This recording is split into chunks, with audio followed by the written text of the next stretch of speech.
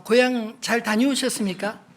코로나 기간 이 3년 동안 고향 가는 것이 참 불편했는데 이제 코로나의 공포감이 벗어버렸는지 올해는 4천만 명이나 명절에 이동하느라 가는 길, 오는 길 내내 복잡했습니다. 저도 저희 고향인 여수까지 가는데 무려 목요일 날 11시간 걸려서 도착했습니다. 오랜만에 이 명절 기분을 꽉 막힌 도로에서 체감할 수 있었습니다. 명절이면 참 좋은 것이 흩어져 있던 가족들이 얼굴을 함께 나누고 또 그동안 살아왔던 삶을 나누고 인사하는 것이 참 기쁘지 않나요? 물론 헤어질 때 아쉬움 가득한 마음으로 돌아오지만 또 다시 만날 날을 기약하면서 돌아올 수 있는 것이 행복이라는 생각이 들었습니다. 우리에게 혈육의 정으로 묶인 육신의 가족도 있지만 그리스도의 피로 맺어진 영적인 가족들도 이렇게 있다는 것이 참으로 감사하지 않습니까? 때로는 육신의 가족이 가까이 없을 때에도 영적인 가족이 우리와 함께 있다는 것만으로 아마 많이 힘이 되리라 믿습니다. 오늘 우리가 읽은 본문은 로마서의 마지막 장으로 바울이 로마 교회 성도들 한 사람 한 사람 이름 부르며 문안하는 내용입니다. 로마는 제국의 수도로 마치 예루살렘이 유대인의 삶의 중심지이듯이 로마는 세계의 정치, 경제, 사회, 문화의 중심지였습니다. 그곳에서 제국의 주요 모든 결정들이 내려졌고 로마가 닦아놓은 길로 복음이 제국 전체로 전해졌기에 로마는 바울에게 있어 이방 선교의 거점 도시라 생각하지 않았을까요? 이 로마 교회는 유대인들과 이방인, 노예와 자유민, 남자와 여자, 로마 시민과 세계 여행자들이 함께 섞여 있는 그런 역동적인 교회였습니다. 그러므로 로마 교회는 언제든지 다른 지역에 커다란 영향을 미칠 수 있었고 또 반대로 얼마든지 갈등을 일으킬 수 있는 잠재력을 가진 교회이기도 했습니다. 로마 제국은 광범위한 제국의 여러 도시들 사이에 있는 막대한 도로 체계가 잘 갖춰져 있기에 사람들이 이처럼 지역 간 이동이 활발하게 이루어졌던 것 같습니다. 바울은 복음을 전할 때 제국의 동쪽으로부터 서쪽으로 도시들을 옮겨 다니며 복음을 전했기 때문에 그 과정에서 로마 교회로 모이게 된 많은 사람들을 이미 만날 수 있었습니다. 비록 직접 가보기 전이었지만 이방인 선교사인 바울에게 이처럼 로마는 늘 가슴에 품은 도시 아니었을까요? 오늘 그 증거가 본문에 바울이 문안하는 로마 교회 성도들의 이름들을 통해서 볼 수 있다고 생각합니다. 바울이 이미 로마의 많은 친구들과 동역자들을 알고 있었다는 이 사실에서 자신이 과거에 보살폈던 사람들과 또 자신을 도와주었던 사람들에 대한 바울의 관심과 애정이 얼마나 큰지 엿볼 수 있지 않나요? 로마서의 이 마지막 장은 바울이 로마에서 만나보기 기대하는 그런 친구들의 이름들이라 생각합니다. 바울은 물론 로마에 있는 모든 그리스도인들을 다 알지는 못했습니다.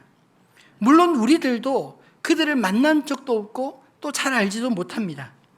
그럼에도 불구하고 오늘 우리가 읽은 이 로마서 16장의 말씀이 우리 각자에게 의미 있는 것은 우리 역시 우리가 살고 있는 이 지역뿐 아니라 로마 시대보다 훨씬 더 개방적인 세상에서 우리를 향해 열려있는 열방으로 얼마든지 나아갈 수 있고 얼마든지 이곳으로 올 수 있는 시대를 살아가고 있기 때문입니다. 우리 역시 로마 교회처럼 광범위하게 영향을 미칠 잠재력과 갈등을 일으킬 잠재력 모두를 가지고 있지 않나요? 그러므로 우리의 하나됨과 섬김과 사랑이 복음 안에서 얼마나 큰 영향력을 가졌는지 오늘 이 말씀을 통해 깨닫고 또 우리 각자의 삶 속에 적용할 수 있게 되기를 소망합니다. 교회는 그리스도를 중심으로 서로 연합된 사람들의 모임입니다. 로마 교회는 홀로 존재하지 않았습니다.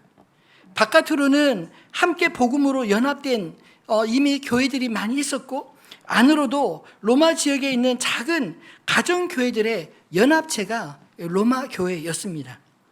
저는 오늘 말씀을 준비하면서 비록 이름들이 나열된 이 본문들이 눈에 쉽게 들어오진 않지만 이 속에서도 바울이 가슴에 품은 위대한 교회의 비전이 있다는 사실을 발견하게 되었습니다. 바울의 가슴 속에 도대체 어떤 교회가 있었을까요? 어떤 교회가 여러분은 위대한 교회라고 생각하십니까? 첫 번째로 복음으로 하나가 되는 교회, 그러한 교회가 위대한 교회 아닐까요? 무난하다, 아스파조마이나는 이 헬라어는 팔을 접어 경례하다, 경례하다라는 그런 그 함축적인 단어가 있고, 또 상징적으로는 환영하다, 포용하다, 인사하다는 뜻을 가진 단어입니다. 오늘 바울은 로마 교회의 마음에 그리며 그곳에 있는 26명의 이름들을 기억하며 그들에게 경의를 표하고 또 인사하고 있지 않나요? 이 이름들을 자세히 살펴보면 로마 교회가 얼마나 역동적인 공동체였는지를 금방 알 수 있습니다. 첫 번째로 등장하는 베베는 고린도 동쪽의 작은 항구 갱그레아 교회의 일꾼으로 바울이 로마에 자신의 이름으로 추천하는 여성 지도자였습니다. 그녀는 바울의 사역을 도왔던 사람으로 로마로 가는 길에 아마도 바울의 편지, 이 로마서를 전달한 사람으로 추측됩니다. 베베를 향한 따뜻한 배려는 사도 바울이 로마 교회가 마치 자신을 대하는 것처럼 그렇게 친절하게 예의를 갖춰 대접해 달라라고 부탁하고 있지 않나요? 그 다음으로 등장하는 사람들은 우리에게 아주 익숙한 이름들입니다. 브리스가와 아굴라.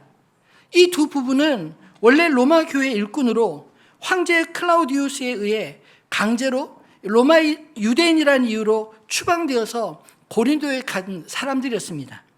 근데 바울이 2차 선교 여행 때 이 고린도에서 우연히 이 브리스가와 아굴라를 같은 장막 만드는 직업으로 만나게 되었습니다.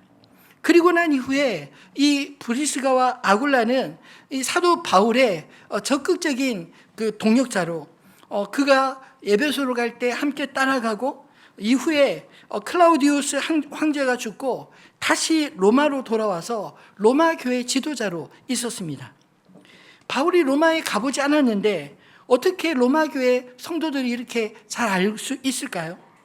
아마도 브리스가와 아굴라로부터 늘 로마 교회 소식들을 들어왔기 때문에 알게 된 게 아니겠습니까?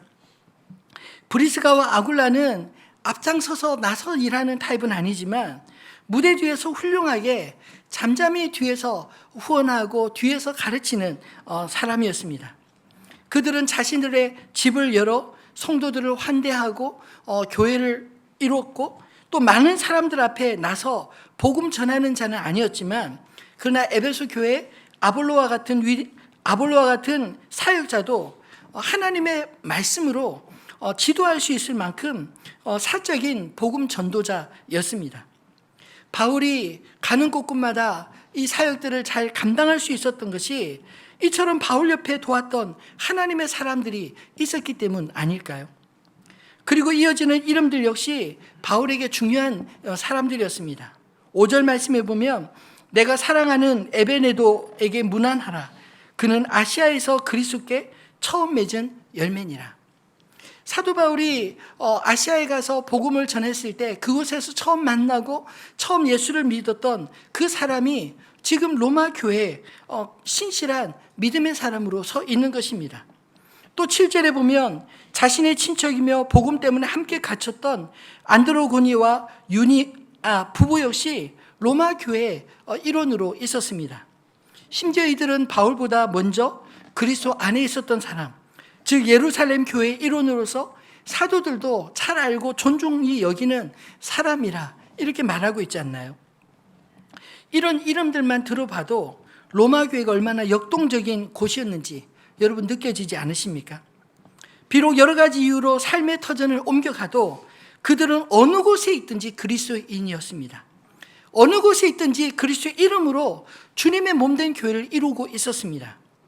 갱그레아에서 주님을 만났든지 고린도에서 만났든지 아시아에서 만났든지 그들이 그리스도의 이름으로 모인 교회를 중심으로 살았기에 그들이 어디에 있든지 이렇게 서로 연결되어 있는 게 아닐까요? 우리 역시 마찬가지입니다. 비록 우리가 직장 때문에 이사를 와서 이곳에 정착하게 되었든지, 아니면 혹 다른 곳으로 이사 가게 되어 다른 공동체에 속하게 된다 할지라도 우리 모두가 그리스도 예수 안에 있다면 언제나 서로 연결되어 있고 또 언제든지 다시 만날 수 있다는 사실을 기억하시기 바랍니다. 로마 교회는 이처럼 외부로부터 로마로 들어온 사람들도 있었지만 이미 그곳에 뿌리를 내리고 성도들을 열심히 섬기던 그런 일꾼들도 많았습니다. 그들은 이미 오래전부터 로마에 자리 잡고 있었던 디아스포라 유대인들과 로마의 다양한 이유로 거주하던 이방인들과 그리고 로마의 원주민 로마인들까지 다양한 구성원이었습니다. 신분으로 봐도 자유민뿐만 아니라 종들도 있었고요. 남성 중심인 사회에서 베베나 브리스가처럼 위대한 여성 지도자들이 교회 중심에 서 있지 않았나요? 8절로 15절까지 언급되는 인물들 한 사람 한 사람이 바로 로마 교회를 이루고 있는 일꾼들이었습니다. 그 모든 이름들을 하나로 묶으면 로마 교회가 보이지 않나요? 로마 교회는 이처럼 그리스도 안에서 수고하고 사랑하고 함께 동역한 사람들의 모임이었습니다. 여러분, 복음은 사랑의 용광로임을 믿으시기 바랍니다. 복음은 모든 것을 녹여 하나가 되게 하는 하나님의 능력이 그 안에 있습니다. 로마서 1장 16절로 17절에 바울은 이미 로마 교회에 이런 이야기를 하고 있지 않나요? 내가 복음을 부끄러워하지 아니하노니 이 복음은 모든 믿는 자에게 구원을 주시는 하나님의 능력이 됨이라. 먼저는 유대인에게요, 그리고 헬라인에게로다. 복음에는 하나님의 의가 나타나서 믿음으로 믿음에 이르게 하나니 기록된 바 오직 의인은 믿음으로 말미암아 살리라 함과 같으니라. 복음은 유대인이나 헬라인이나 가리지 않습니다. 그들 모두를 그리스도 예수 안에 하나로 만드는 능력임을 믿으시기 바랍니다. 복음은 어떤 시스템과 조직으로 이루어진 것이 아니라 오직 의인은 그 믿음으로 말미암아 살리라 함 같이 각자 믿음으로 주 앞에 서 있는 사람들, 그리스도 안에 있는 사람들이 이룬 것이 바로 교회인 것입니다. 오늘 본문에 소개된 한 사람 한 사람의 공통점을 굳이 따진다면 무엇이겠습니까? 서로 다름에도 불구하고 그들을 하나 되게 하는 힘은 바로 그리스도 예수를 믿는 믿음 안에 있었기 때문 아닌가요?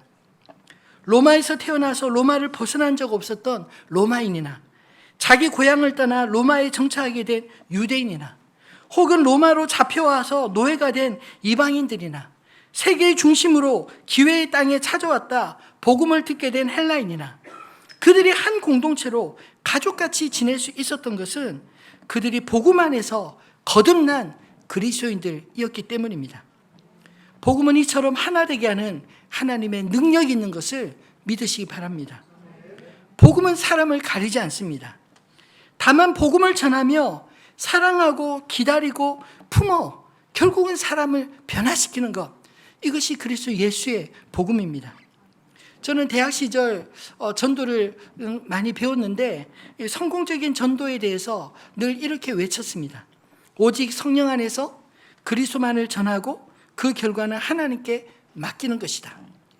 성공적인 전도는 우리의 지식과 우리의 어떤 배경이나 이런 것으로 전하는 것이 아니라 성령 안에서 그리스도 예수만을 전하고 그 결과 하나님께 맡기고 하나님께서 부르신 자들을 주님께서 변화시켜 주님의 몸된 교회로 이끄신다는 것입니다.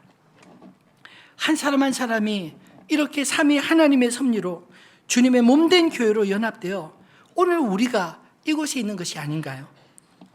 요즘 청년들은 사람들의 성향을 먼저 따져 연애도 MBTI라는 그 성향 조사를 통해 한다고 합니다.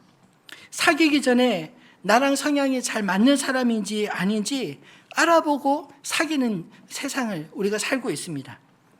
물론 시행착오를 줄여보려는 마음도 충분히 이해가 됩니다. 분명히 서로 잘 맞는 사람, 또 서로 잘 맞지 않는 사람들이 있긴 합니다. 그렇다고 여러분, 복음이 사람들의 성격도 극복하지 못하는 것일까요? 복음은 나를 위해 죽으신 주님으로 우리가 거듭난 존재가 되었다는 놀라운 소식 아닙니까? 예수 그리스도를 통하여 하나님을 아빠 아빠 아버지라 부를 수 있게 된 이 놀라운 사실 앞에 수많은 성향의 사람들이 있어도 그리스도 예수 안에 하나님을 아빠 아버지라 부르는 것은 동일한 은혜인 줄 믿으시기 바랍니다. 복음으로 거듭난 사람들은 그리스도와 함께 죽고 그리스도와 다시 산 자들입니다. 여러분, 누구나 인사를 잘하고 지내는 사람이 있는가 하면 또 나와 친하지 않은 사람, 왠지 꺼려지는 사람들도 있지 않나요? 그러나 여러분, 그리스도인들은 나와 친한 사람만 아니라 나와 불편한 관계에 있는 사람들까지 우리의 마음을 그리스도께 열듯 열으셔야 한다고 믿습니다. 마태복음 5장에서 7장은 산상설교, 하나님 나라의 헌장과 같은 말씀이 기록되어 있는데 그 중에 5장 43절로 48절에 보면 이렇게 말씀하고 있습니다. 같이 읽어볼까요? 또 내 이웃을 사랑하고 내 원수를 미워하라 하였다는 것을 너희가 들었으나 나는 너에게 이르노니 너희 원수를 사랑하며 너희를 박해하는 자를 위하여 기도하라. 이같이 한즉 하늘에 계신 아들이 되리니 이는 하나님이 그 해를 악인과 선인에게 비추시며 비를 의로운 자와 불의한 자에게 내려주심이라. 너희가 너희를 사랑하는 자를 사랑하면 무슨 상이 있으리요? 세리도 이같이 아니하느냐? 또 너희가 너희 형제에게만 무난하면 무엇이냐? 이방인들도 이같이 아니하느냐? 그러므로 하늘에 계신 너희 아버지의 온전하심과 같이 너희도 온전하라. 아멘. 우리는 나도 모르게 내 이웃이냐 내 원수냐 이거 구분 짓는 거 참 잘합니다. 근데 성경은 뭐라고 말씀하시나요? 그렇게 하지 말라는 겁니다. 내 입장에서 좋은 사람, 나쁜 사람 구분 짓기 시작하면 점점점 우리가 편향되기 쉬운 존재가 아닌가요? 그런 일들은 누구나 다 한다고 말합니다. 그 당시 유대인들이 굉장히 멸시했던 그런 이방인들이나 세리도 다 자기가 친한 사람들에게 인사하고 무난한 거 다 한다는 것입니다. 그렇다면 하나님의 자녀들은 뭐가 달라야 할까요? 비록 원수를 할지라도 그들에게까지 제한하지 않는 것. 하나님이 얼마든지 그들을 부르실 수 있고 얼마든지 그들을 긍휼히 여겨서 그들 역시 하나님의 사람으로 되기를 그렇게 갈구하는 마음이 가져야 한다는 말씀 아닐까요? 여러분, 바울이 어떤 사람입니까? 바울이 예루살렘 교회를 핍박하던 핍박자였습니다. 그런 사람이 주께로 돌아왔을 때 만약 예루살렘 교회가 이 주님의 말씀을 대로 살지 않았다면 아마 이 바울은 교회 안에 들어올 수도 없었고 또 우리가 알고 있는 것처럼 위대한 이방인의 선교사라는 타이틀도 가질 수 없었을 것입니다. 여러분, 하나님은 우리를 구분짓지 않은 줄을 믿으시기 바랍니다. 그렇다면 여러분, 아직까지 인사하지 않고 지내는 사람들 여러분에게 없으신가요? 아니, 아예 만나지 않으려고 인사 안 하고 지내려고 작정한 사람은 혹 없으십니까? 여러분, 우리의 감정과 우리의 경험을 넘어서야 우리 주님이 더 잘 보이는 것을 믿으시기 바랍니다. 세상에서 가장 힘든 것이 자기 자신을 이기는 게 아닐까요? 남을 이기기 어렵다고 생각하시는 분도 많겠지만 저는 살다 보니 저 자신을 이기는 것이 가장 힘들었습니다. 나를 미워하는 사람들, 또 해를 끼친 사람들, 아니 나와 맞는 것이 하나도 없어서 별로 관심이 가지 않는 사람들을 사랑하는 것 여러분 쉬운 일인가요? 결코 그렇지 않습니다. 그렇지만 우리가 자기를 극복하지 못하면서 어떻게 주님을 따르는 제자라 말할 수 있을까요? 예수님은 자신을 따르는 제자들에게 이렇게 말씀하셨습니다.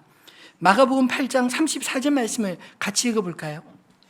무리와 제자들을 불러 이르시되 누구든지 나를 오려거든 자기를 부인하고 자기 십자가를 지고 나를 따를 것이니라. 아멘. 예. 누구든지 나를 따라오려거든 자기를 부인하고 자기 십자가를 지고 나를 따를 것이니라. 예수님은 제자들에게 이렇게 요구만 하시고 자기는 그렇게 살지 않는 분이 아니셨습니다. 정말 주님은 말씀하신 대로 사셨습니다.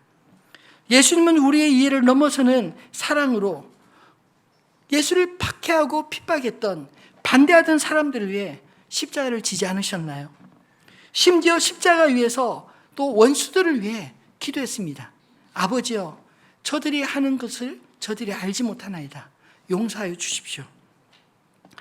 그래서 그리스도는 세상 모두를 품을 수 있었습니다. 그리스도의 교회 역시 세상에 품을 수 없는 사람이 없어야 되지 않을까요? 원수까지도 품을 수 있는 공동체라면 세상을 다 품을 수 있지 않겠습니까? 저는 바라기는 하늘빛 우리 교회가 복음으로 그 어떤 누구도 다 품을 수 있는 주님의 몸된 교회가 되기를 주님의 이름으로 축원합니다. 우리가 아니라 주님이 품으시고 주님이 품으신 것을 우리가 인정하고 주님을 따라가야 될 때 그렇게 품어지는 역사, 하나 되는 역사가 나타나게 될 줄 믿습니다. 두 번째로 위대한 교회는 어떤 교회를 말할까요? 그리스도 예수 안에 있는 교회입니다. 오늘 본문에서 문안하라는 말 다음으로 자주 등장하는 말이 무엇입니까? 그리스도 안에서, 주 안에서, 이 단어들 아닌가요? 8절로 13절 말씀을 다시 한번 읽어보겠습니다. 주 안에서와 그리스도 안에서를 좀 힘주어 읽어볼까요? 또 주 안에서 내 사랑하는 암블리아에게 문안하라. 그리스도 안에서 우리의 동역자인 우르바노와 나의 사랑하는 스타고에게 문안하라. 그리스도 안에서 인정함을 받은 아벨레에게 문안하라. 아리스도 블로의 권속에게 문안하라. 내 친척 헤로디온에게 문안하라. 나기수의 가족 중 주 안에 있는 자들에게 문안하라. 주 안에서 수고한 드루베나와 두루보사에게 문안하라. 주 안에서 많이 수고하고 사랑하는 버시에게 문안하라. 주 안에서 택하심을 입은 루포와 그의 어머니에게 문안하라. 그의 어머니는 곧 내 어머니니라. 아멘. 여기 매 절마다 주 안에서, 그리스도 안에서 바울이 이렇게 언급하는 이유가 무엇인가요? 여러분, 교회는 주 안에 있는 사람들의 모임이기 때문입니다. 사실 우리가 아무리 많이 모인다 할지라도 우리의 모임을 묶어주는 그리스도 예수가 빠지면 무슨 의미가 있을까요? 앞서 말한 것처럼 로마 교회는 정말 다양한 사람들이 모이지 않았습니까? 본문에 기록된 이름들은 아마도 가정교회 지도자들의 이름이 상당수였을 것입니다. 본문에 다 언급할 수 없는 사람들까지 아리스토블로의 권속들과 나기수의 가족 중 주 안에 있는 자들과 또 오늘 본문에 이름이 다 기록되지 않았지만 그들과 함께 있는 형제들까지 문안하라. 그렇게 말하고 있지 않나요? 그들은 가정 중심으로 모였기에 여기에 언급된 이름들은 가정교회 지도자일 것입니다. 그러나 비록 자신들의 이름은 빠져 있어도 그리스도 예수의 이름으로 모이고 불려지는 그 사람들이 바로 그리스도의 몸된 교회라 이렇게 말하지 않습니까? 서로 다른 배경을 가진 사람들, 성격이 다른 사람들을 어떻게 하나의 교회로 이룰 수 있을까요? 저는 교회를 묵상할 때마다 신비로움을 느낍니다. 교회를 교회되게 하는 것은 오순절 이후에 각 사람에게 찾아오신 성령님 때문에 가능한 줄로 믿습니다. 성령 안에서 각 사람이 그리스도 예수를 주로 영접하여 영적으로 하나님의 자녀가 되는 거듭난 존재가 되었기에 피 한 방울 섞이지 않았음에도 불구하고 심지어 인종과 신분과 성별을 넘어 나라를 넘어 그리스도의 보혈을 함께 나누어 마신 형제, 자매가 되는 게 아닐까요? 저는 교회를 생각할 때마다 교회를 얽매이는 어떤 규칙과 조직에 매이기 전에 그리스도의 이름과 우리 가운데 역사하시는 성령님에 의해서만 교회가 교회다울 수 있다고 믿습니다. 누군가 잘못이 있다면 먼저 옳으냐 틀리냐 법으로 따지기 전에 성령께서 그에게 깨닫게 해주시기를 기도하며 권면하고 기다릴 수 있어야 하지 않나요? 그러면 성령께서 그를 통해 일하시는 것을 분명 보게 될 것입니다. 여러분 한번 생각해 보십시오. 여러분이 변한 것이 누구 때문인가요? 물론 여러분을 먼저 믿음으로 이끈 믿음의 선배들이 있을 것입니다. 또 좋은 목사님과 목회자와 또 선생님이 있었을 것입니다. 그러나 그러나 그보다 더 중요한 것이 하나님이 어느 순간 믿어지게 하신 분, 성령께서 내 안에서 나의 모든 죄를 깨닫게 하시고 회개하게 하시고, 그리고 그 안에서 내가 죽고 그리스도 예수로 다시 사는 그런 거듭남의 신비를 경험하게 하는 것은 사람이 아니라 성령 하나님이신 것을 믿으시기를 바랍니다. 여러분, 저는 지나온 목회 과정 가운데 교회 여러 가지 문제들을 성령께서 친히 조정해 주신 것을 참 많이 은혜로 경험했습니다. 또 반면에 제가 조급해서 분위기에 휩쓸리고 기도하지 않고 기다리지 않아서 어렵게 만든 일들 역시 너무나 많았습니다. 담임 목사가 되고 보니 이것저것 결정해야 될 일들이 많아서 마음이 무거울 때가 많습니다. 얼마나 기도하고 참고 기다려야 하는지, 언제까지 인내해야 할지 저도 잘 모를 때가 많기 때문입니다. 그렇게 혼란스러울 때 제가 늘 붙드는 말씀은 로마서 8장 28절로 30절 말씀입니다. 같이 읽어볼까요? 우리가 알거니와 하나님을 사랑하는 자 곧 그의 뜻대로 부르심을 입은 자들에게는 모든 것이 합력하여 선을 이루느니라.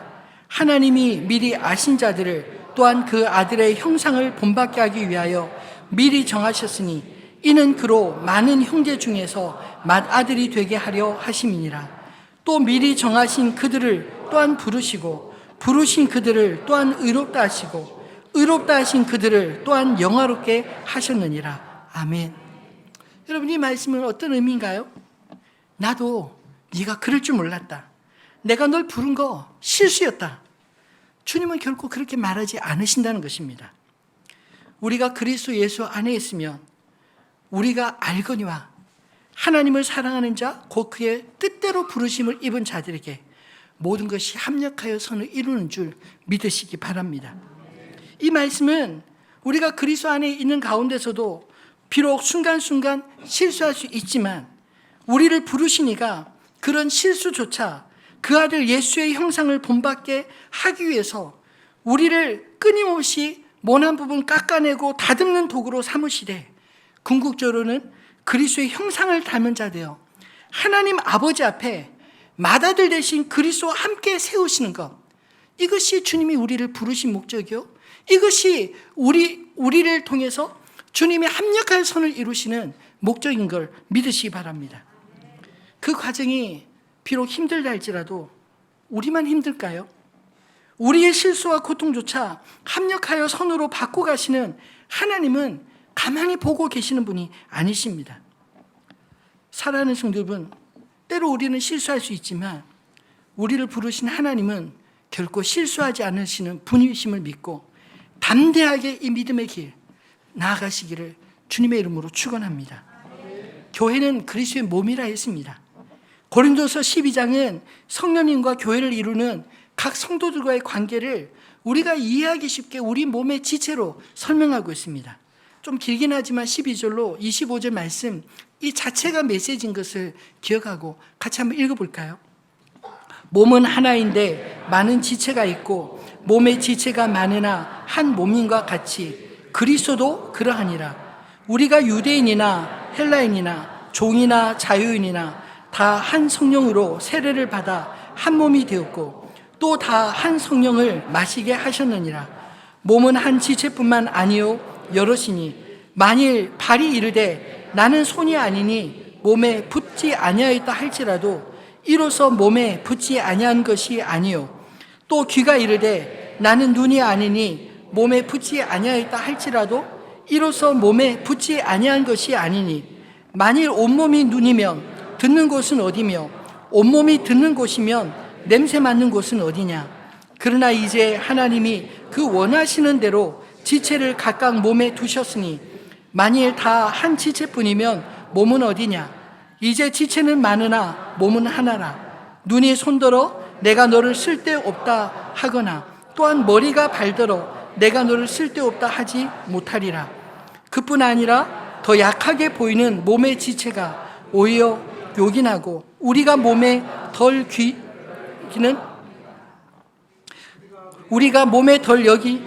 여기는 그것들을 더 귀한 것들로 입혀주며 우리의 아름답지 못한 지체는 더욱 아름다운 것을 얻느니라. 그런즉 우리의 아름다운 지체는 그럴 필요가 없느니라.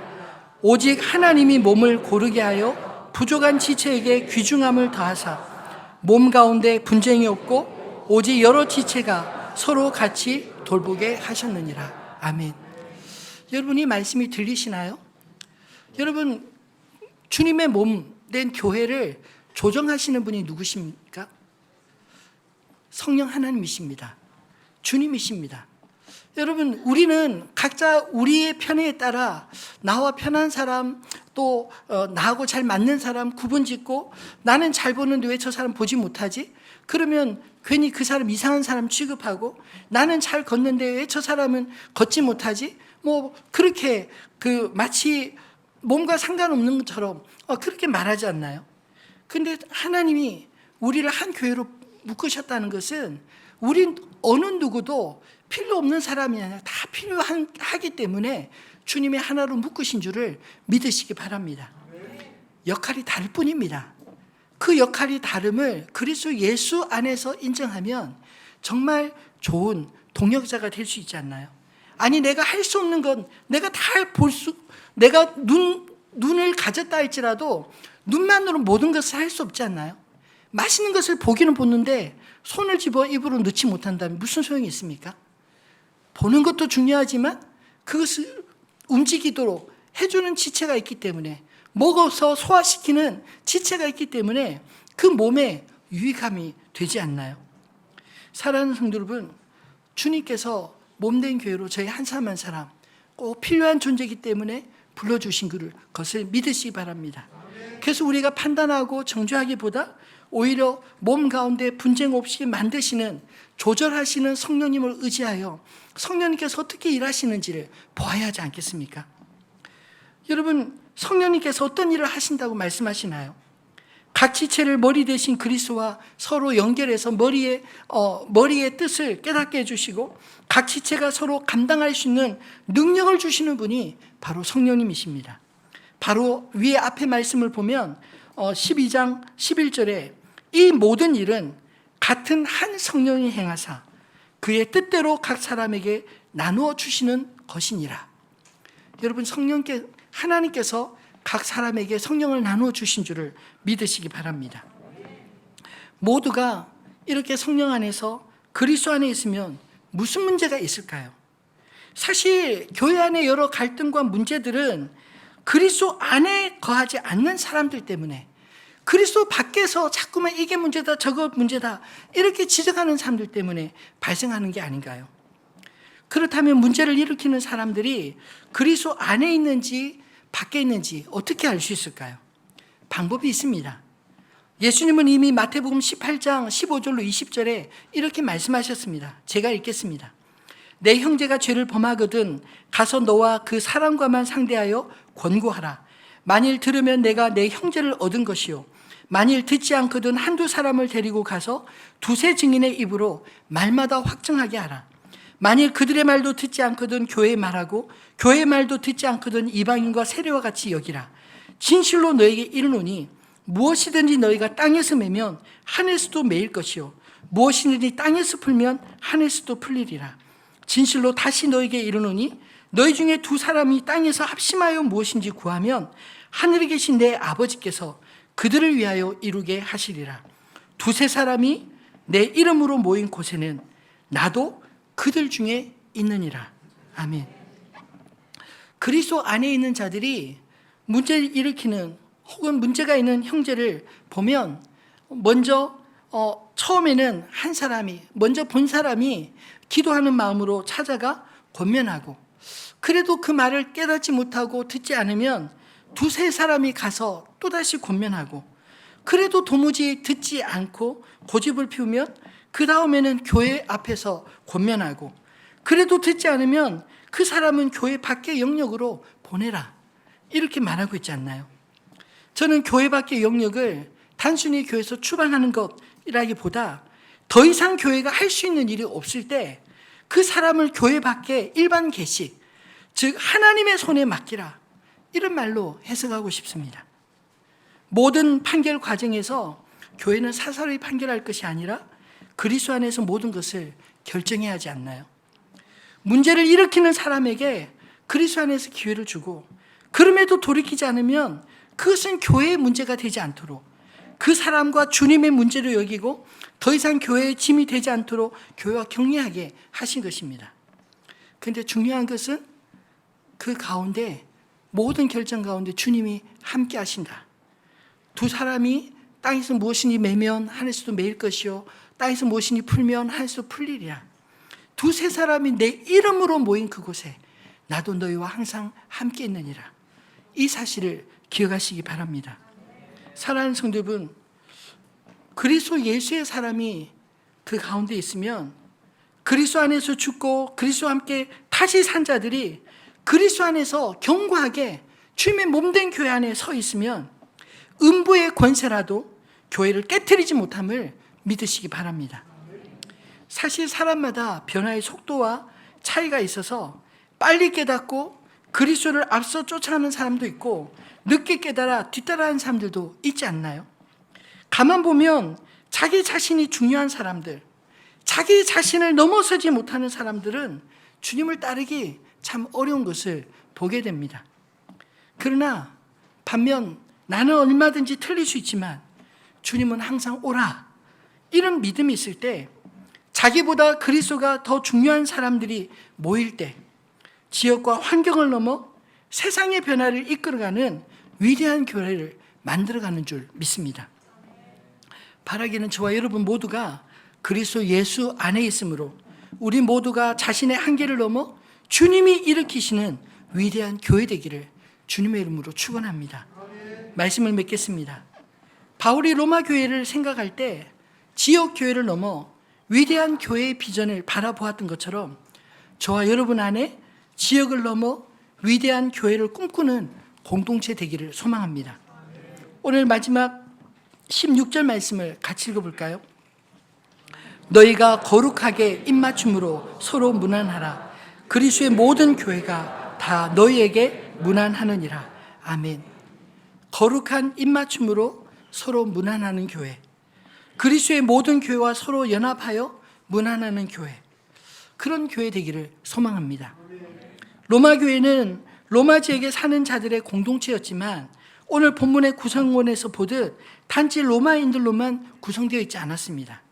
그들의 다양한 구성원이 이미 교회가 세상의 관습과 제도를 허물고 이 땅과 구별된 하나님의 나라, 인종과 신분과 성별로 철저히 분리되었던 그 시대에 그리스도 예수의 이름으로 하나 된 새로운 나라를 이 세상 가운데 밝히 보여주고 있지 않나요? 로마 교회의 위대함은 그들 가운데 계신 주님의 위대함이 그들을 통해 하나됨으로 나타났기 때문입니다. 주님이 먼저 그들을 사랑하신 그 사랑이 그들로 신분과 인종과 나라와 성별을 초월해 하나 되게 한 것 아닐까요? 그것이 주님의 몸된 교회의 위대함 아니겠습니까? 그들은 당시에는 깨닫지 못했을지 모르지만 하나님은 그 로마 교회가 온갖 핍박과 고난 중에 빚어져 지역을 넘어 세계 복음화를 위해 위대한 선교적 공동체로 주님은 이끄셨습니다. 여러분, 나를 넘어서야 위대한 하나님의 사람이 되고 우리를 넘어서야 위대한 하나님의 교회됨을 기억하시기 바랍니다. 교회 안에 인간적 갈등이 없으면 좋겠지만 어떤 의미의 생각해 보면 사람들 사이의 갈등은 오히려 우리가 여전히 변화가 필요로 한 존재라는 것을 깨닫고 겸손하게 주여 나를 구원하소서, 주님을 의지하게 만들지 않나요? 아직도 여전히 죽지 못한 자아를 발견할 때 뒤로 회피하기보다 이제라도 내가 죽고 내 안에 그리스도 예수께서 사시도록 나를 부인하고 주님께 맡기며 나아가시기를 바랍니다. 그러면 나를 넘어 위대한 하나님의 사람으로 살아가는 우리 자신을 발견하게 될 줄 믿습니다. 저는 하늘빛 우리 교회가 동탄과 오산 지역을 넘어 위대한 주님의 교회 되기를 소망합니다. 어떻게 가능합니까? 오늘 말씀처럼 우리가 복음으로 온전히 하나 될 때 가능한 줄 믿습니다.